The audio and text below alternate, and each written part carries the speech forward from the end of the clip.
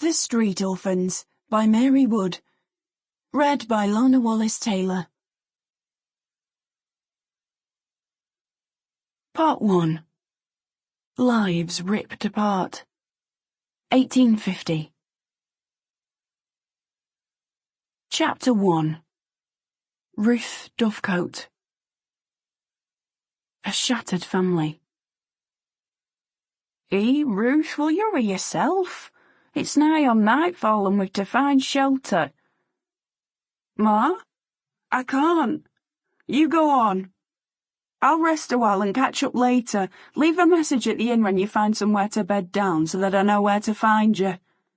Shouting her answer to her ma sapped more of her strength than Ruth could spare, as she battled against the strong, bitter January wind that whistled around the mountainous hills of Bowland. Ruth's one good leg wobbled. Thinking she was going to topple over, she leaned heavily on her crutch. Her underarm burned as the crutch rasped against her armpit. Despair threatened to engulf her. The weight of her club foot seemed to become heavier with every mile they walked, and they had trundled many miles these last days. Turned out of their tied cottage on a remote farm within days of their da taking his last breath, Ruth, her ma, and her 4 siblings had now reached the narrow high-peak road of Lythe Fell on their way to Blackburn. It had been an accident that had taken their da.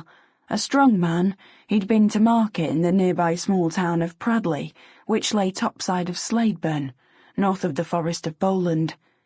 He'd stopped at an old well on the edge of the town to haul up a bucket of water for the old horse pulling his cart. The sides of the well had collapsed, taking him 30 feet into the ground. He'd been in freezing cold water up to his neck for 2 days before the rescue workers brought him to the surface. With many bones broken and pneumonia setting in, he'd stood little chance. Their da's boss, a rich landowner, hadn't considered the grief that her ma and Ruth and her siblings were suffering, or the plight the family would now be in. Within an hour of da dying, the agent for the estate had served notice on them to quit their cottage and had ordered them to leave within 24 hours of the funeral. They had no money and had been left with just the clothes they stood up in, plus an old pram. The undertaker had taken everything they owned in payment for their da's burial. Ma had a cousin in Blackburn who she thought might help them. When she'd last heard from him 2 years since, he'd told her how the town was flourishing with the rise of the cotton mill industry. This held the hope that Ma and the lads and Amy could get taken on at one of the mills. Ruth's task would be to care for them all and look after Elsie. It all sounded good, if very different from the life they had led so far, and Ruth wasn't without her worries as to how it would all work out. But she knew they would never be able to find the kind of work on the land that they were used to.